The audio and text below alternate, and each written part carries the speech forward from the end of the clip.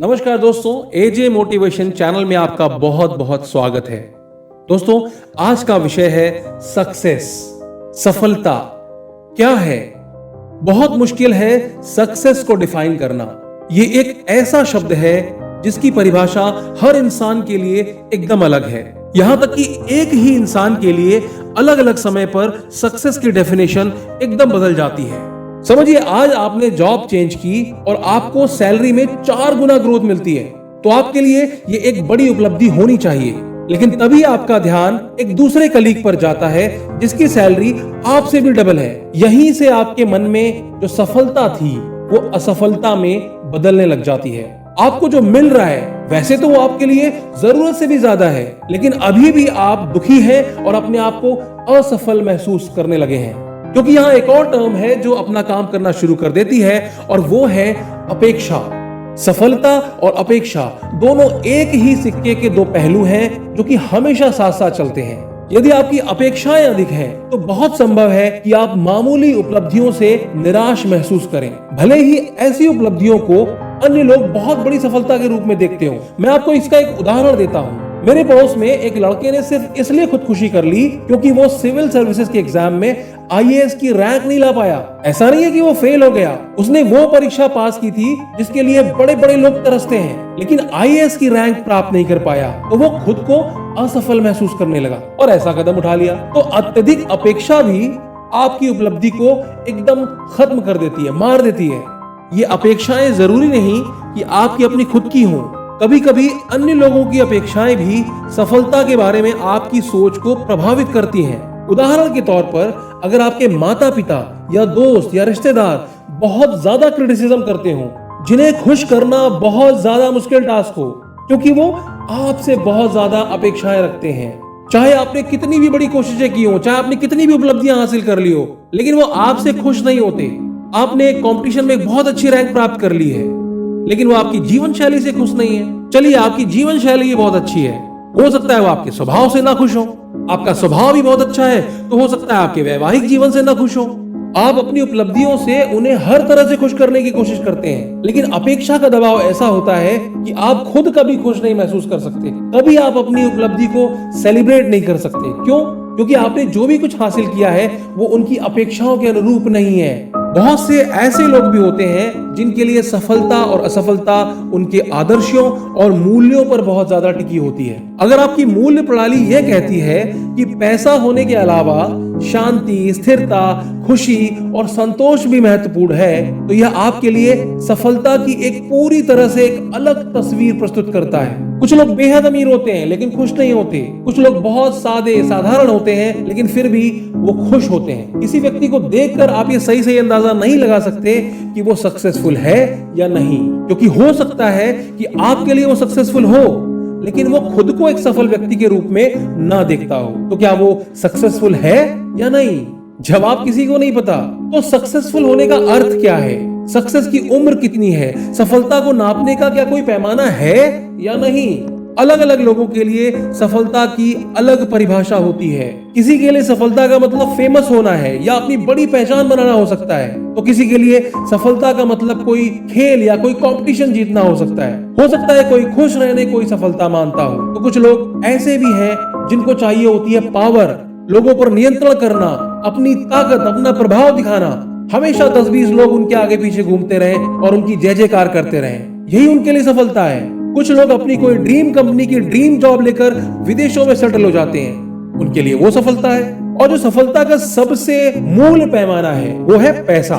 सबसे अमीर होना, बड़े बड़े घर हो, विदेशों में घूमना, लग्जरी गाड़ियों में सफर करना और जीवन की सभी सुख सुविधाएं प्राप्त करना, इसी को माना गया है सफलता का उच्चतम लक्ष्य। तो परिभाषाओं की लिस्ट खत्म नहीं होने वाली। जैसा कि मैंने पहले ही कहा कि सफलता की अनंत परिभाषाएं हो सकती हैं। आपने अब तक सफलता की जितनी भी परिभाषाएं देखी होंगी, उनमें 3 चीजें बहुत कॉमन हैं: प्राप्ति, उपलब्धि और तीसरा है पूर्णता। आप जो सोच रहे हैं वो अगर आप प्राप्त कर लेते हैं तो सफलता, उसमें भी अगर दूसरों से अच्छा मिल जाए तो वो उपलब्धि, क्योंकि जो आप सोच रहे हो बहुत लोग सोच रहे होंगे, है ना? तो सबसे बेस्ट आप हैं, तो ये हुई उपलब्धि। और फिर जब सोचा हुआ सब कुछ मिल गया, आपने सब कुछ कर लिया, सब कुछ प्राप्त हो गया, अब क्या? तो वो स्टेज होती है पूर्णता की। अच्छा, ऐसे भी कई लोग हैं जिन्हें ये पता ही नहीं होता कि वो सफल हैं या नहीं। क्यों? क्योंकि उनके पास कोई गोल नहीं है, कोई लक्ष्य नहीं है। तो वो निर्धारित कैसे करेंगे कि वो सफल हैं या असफल, या वो सफलता की राह पर भी है कि नहीं। मन में उम्मीदें बहुत होती हैं, काश ऐसा होता, वैसा होता, मेरे पास भी गाड़ी होती, ऐसी जॉब होती, ऐसा बिजनेस होता, लेकिन लक्ष्य नहीं है तो प्राप्त क्या करेंगे? आपको चाहिए सब कुछ, दिमाग इधर उधर भटक रहा है, लेकिन स्पष्टता नहीं है, क्लैरिटी नहीं है। इसलिए जरूरी है कि अपने जीवन में या अपने करियर में एक स्पष्ट रूप से परिभाषित लक्ष्य निर्धारित करें। एकदम क्लियर गोल होना चाहिए और फिर उसके लिए काम करें। चलिए, अब लक्ष्य निर्धारित हो गया, अब क्या? सबसे पहले तो अपने बड़े से दिखने वाले गोल को छोटे छोटे फेजेस में तोड़ लें। पहले फेज में इतना समय लगेगा और मुझे ये हासिल करना है, फिर अगले फेज में मुझे इतना समय लगेगा, मुझे इस चीज पर काम करना है। जैसे जैसे आप अपना एक एक पड़ाव पार करते जाएंगे, मंजिल खुद ब खुद बहुत आसान लगने लग जाएगी। दिन रात आपका फोकस सिर्फ आपके गोल पर होना चाहिए। जितना भी समय आपके पास है, आप कुछ भी कर रहे हैं, आपके दिमाग के कोने में आपके लक्ष्य पर हमेशा एक मंत्रणा चलती रहनी चाहिए, एक डिस्कशन चलता रहना चाहिए आपके दिमाग में। अब गोल भी बन गया, गोल तक पहुंचने का मास्टर प्लान भी रेडी है।